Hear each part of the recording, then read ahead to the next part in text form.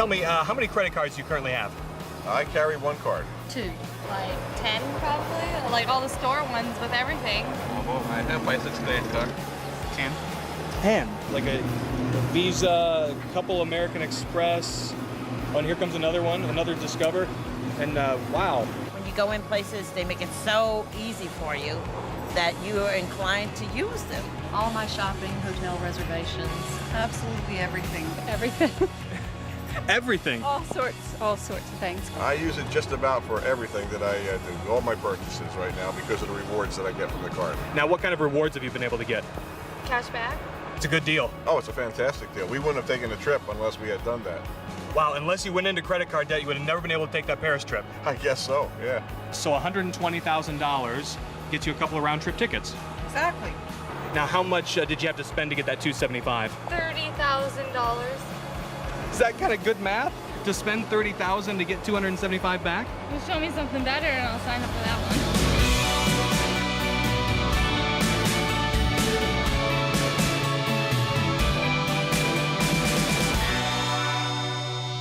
Tonight's lesson is particularly hard for a speaker, a teacher like me.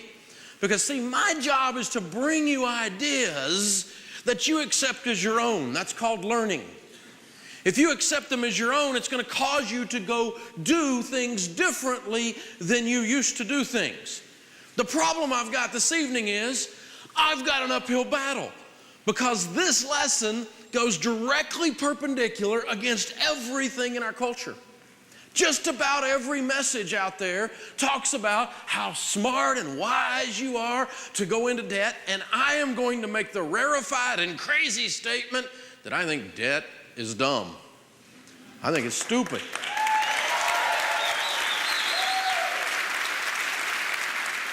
Well, a few of you are kind of getting the idea that maybe that'll work, you know? But can you imagine if I go into a public setting and I'm speaking, you know, in a motivational seminar with a big lineup of big name seminar guys and that kind of thing, and then I get up there and I'm the guy saying in this culture, car payments are stupid, credit cards are dumb, and home equity loans crazy? I mean, can you imagine that I'm the guy that says you can be a student without a student loan? I mean, that is exactly against everything you hear out there. And so what I've got to do is more than just merely tickle your brain a little bit to get you to look at things differently. I've got to completely crush a cultural paradigm to even be heard on this subject. I'm going to attempt to do that in our time together. With some of you it will work, and some of you are going to go, he's just crazy. The boy's just lost it. And that's fine, I'm cool with that because, well, you know, we've already figured out normal is broke. And I don't want to be normal. My goal is total weirdness. You know, the Wall Street Journal says 70% of Americans are living paycheck to paycheck. I don't want to be normal. Figure out what most people are doing out there. Don't do it, and you're in pretty good shape. That's an idea. But when it comes to this debt subject, you know, if you tell a lie, you spread a myth loud enough, long enough, and often enough, eventually it becomes accepted as the truth. You know, if I get my compass out, I could establish really quickly that right through there is north, according to a compass. Now, there's always some moron that will argue with that, isn't there? But that's the truth. But if I spent $482 million a year per year for a decade or two trying to convince people that was north, some would begin to believe it. Because they saw it on television, so it must be true. Everything on TV is true, isn't it? I mean, reality TV's real, isn't it? Come on, I mean, really. Isn't it amazing how we just buy into this stuff? And that's what we're talking about here. And see, debt has been marketed to us with such intensity, with such sophistication, and the marketing, and with a large amount of marketing dollars for so long, that to even imagine living without debt requires a complete paradigm shift, a completely new way of looking at things. Now, the way you get a paradigm shift, the way you get a new way of looking at things is you put stuff into your brain that wasn't in there before, and that's what we're going to do tonight. You know, when you read a book and you go, wow, that's I never thought of that way before. And it gives you a new way of looking at marriage, or a new way of looking at raising kids, or a new way of, controlling your physique and losing weight, or building muscle, or learning to run, or ride bikes, or whatever it is you're going to do. When you get a new way of doing things from learning.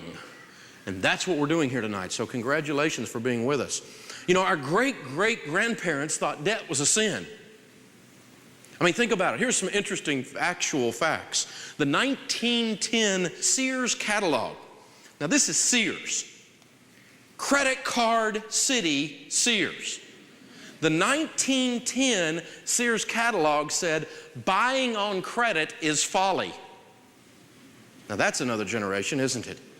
J.C. Penney, Mr. J.C. Penney, was nicknamed, because he was so tight, James Cash Penney, because he didn't believe in debt. And while he was alive, J.C. Penney, the stores, offered no credit, ever. Henry Ford of Ford Motor Company fame hated debt. Ford Motor never offered credit on cars until 10 years after General Motors did, because of Henry's personal disdain for debt. These are actual facts. But that's a whole 2-3 generations ago almost now, isn't it? And we look back there, our great-great-grandparents basically thought debt was a sin. Our grandparents, they thought debt was really dumb, and they borrowed on a couple of things. And, so around 1950, we see the birth of what we now call the credit card by a guy named Frank McNamara. Frank printed up some plastic cards in the city of New York City, and started handing them out as a way to go. Several restaurants began to accept these cards, and it was the very first credit card out there. It was called Diners Club, and it is still around out there, actually. Around 1958, out on the West Coast, there was a little company called Bank AmeriCard sprung up, which was the precursor and later became known as Visa. In 1958, American Express was born. So this is some interesting history on this. See, our grandparents thought debt was dumb. Our parents come along, they start to borrow on everything. By 1970, only 15% of Americans owned plastic. In 1976, Bank AmeriCard changed its name and became Visa, just 30 some odd years ago. Visa, in the scope of the history of the world, is a fairly new product. And here's an interesting one too. Some of you didn't know this. Back in 1986, Sears got in a little dispute with Visa, didn't like the fee structure. So they said, we'll show you, we'll just start our own brand. And Discover Card was born by Sears. And it became the most profitable division of Sears. And when Sears got in financial trouble, the way they survived that financial upheaval was they sold off the Discover Card accounts and brand and made a ton of money on it. So our great-grandparents thought debt was a sin. Our grandparents thought it was really stupid. Our parents borrowed on a few things. We come along, we borrow on everything. I mean, you go down to a pet store, you get 90 days, same as cash on Rover. Come here, baby, Repo Man's here. And over 6 billion credit card offers went out last year. 6 billion, that's 6,000 million. And 18 million people accepted it. One of my listeners mailed me this in from our radio show from Bank One. It's the Bank One Platinum MasterCard. It's interesting. It says solid line of credit up to $100,000. It's addressed to Mr. Toby Cocker on Rocky Mountain Parkway. And my listener wrote across the front, Dave, this is my dog's name. Toby the Cocker Spaniel. And Toby's been dead 4 years. 6 billion credit card offers out there, including Mr. Toby Cocker. What we're saying here is that banks are very, very good at selling their product. And what you and I have got to realize as consumers is debt is not a privilege, debt is a product. I love credit card commercials. They're so bright and shiny and hopeful. But do you know why they are? They want to distract you. They want to distract you from what's really going on. They don't want you to see that paragraph of copy at the bottom, the legal disclaimer. So they try to distract you with the bright and shiny. But do you know who else gets distracted by things that are bright and shiny? Cats. Cats love lasers. They are amazed by a laser. So when we talk to you about your finances and being smart with your money, when Rachel talks to you, when Dave talks to you, we're not saying, hey, you need to be a financial expert today. You need to get a PhD in finance.